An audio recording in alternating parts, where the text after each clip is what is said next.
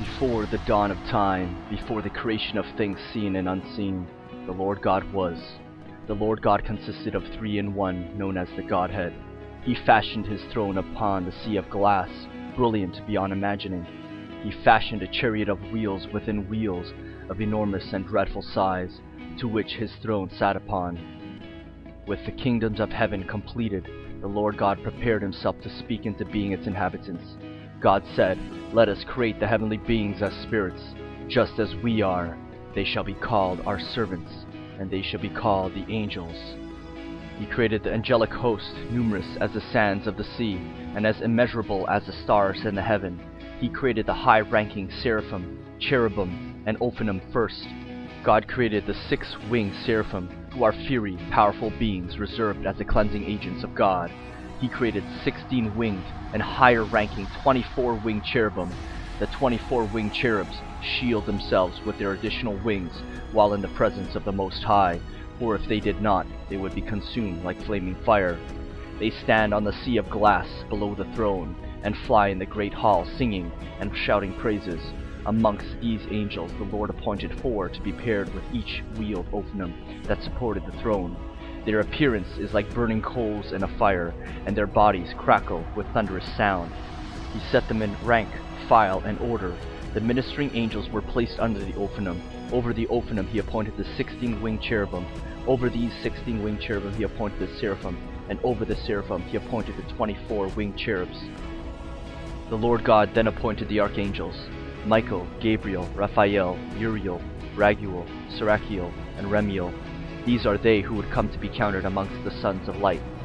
Michael, Raphael, Gabriel, and Uriel would later become known as the 4 beasts who stand in the presence. He also created Samyaza, Arachiel, Remiel, Kokabeel, Tamiel, Ramiel, Danel, Ezekiel, Barachiel, Azazel, Amarsal, Betariel, Ananiel, Zachiel, Samsapiel, Saturel, Terrell, Jamjael, and Seriel. These are they who would soon become counted amongst the sons of darkness, those that would soon fall from grace following their first in rank in rebellion. The Lord had created all of the angels except for one whom would surpass all the other angels in brilliance, splendor, and authority. This angel would be appointed over a third of the angelic host and would lead in praise and worship of the Godhead.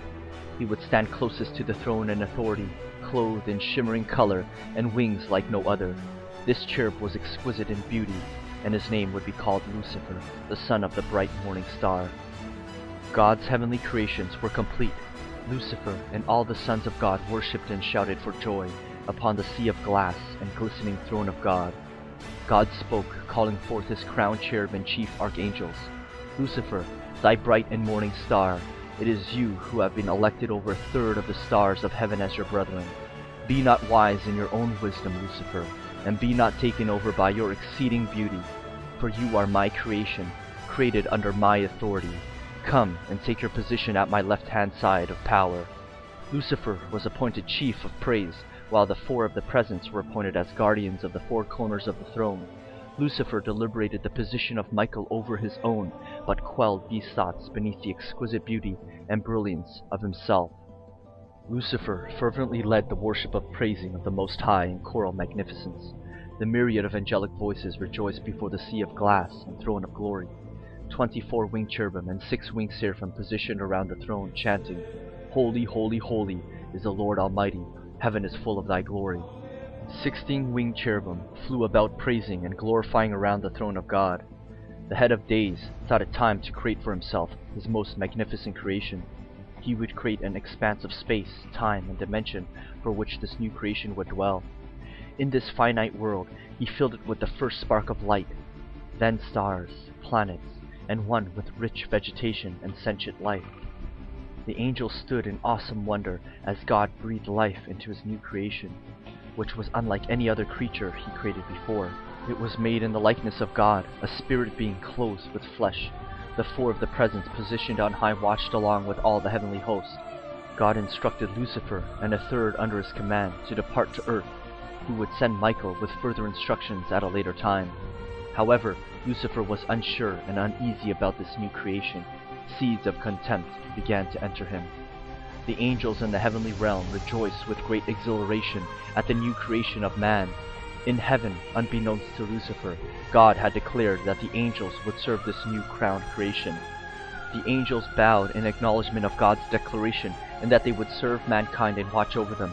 Amidst the celebrations in heaven, Michael was sent to deliver this message to Lucifer.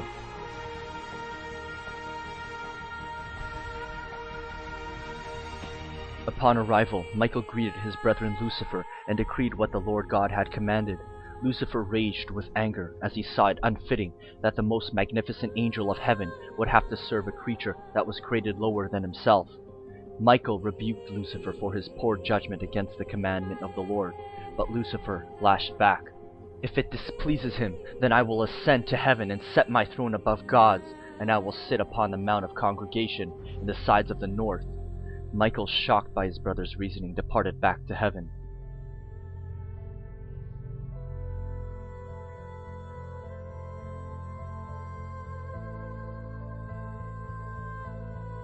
Michael reported all that had taken place before the throne of God, as Lucifer and those under him made their arrival.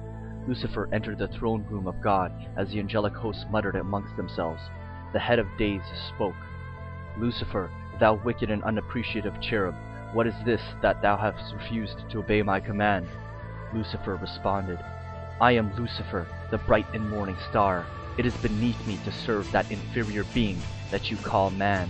I will not obey your decree, nor will my angels with me." The Lord replied, "Lucifer, you have taken a great task upon yourself. You have elected yourself to be just as I am, and you have vowed to ascend above my throne in heaven. Make genuine your foolish threats by taking down your shielded wings, and let us speak face to face." Humiliated and powerless, Lucifer responded, "If it is man who you want me to serve, then I would rather serve myself." The Lord's judgment came firmly. "Lucifer, thou wicked and ungrateful cherub, you were once holy, but now you are stripped of your holiness. You have made a gross error in your freedom, and have vowed to ascend above your Creator.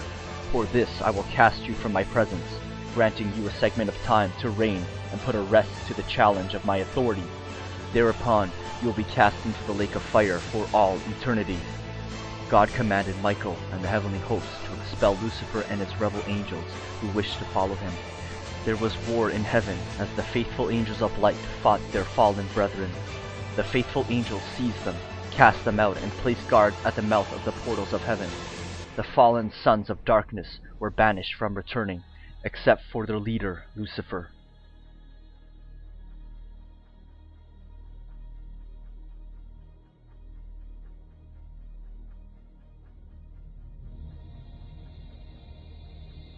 Lucifer and his rebel angels defeated, wandered space of the finite world. Lucifer, embittered, said, "We are not conquered.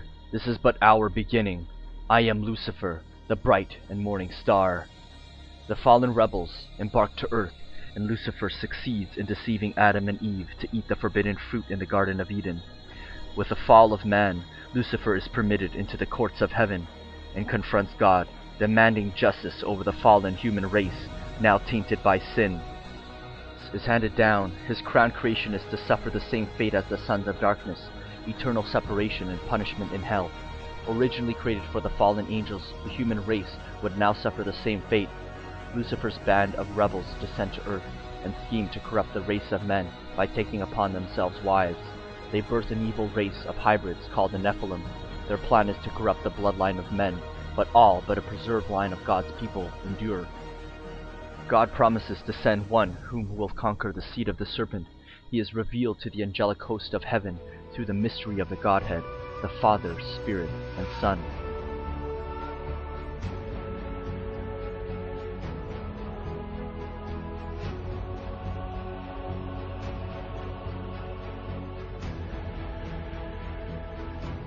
This elect one is he who hath righteousness, and was named before time began.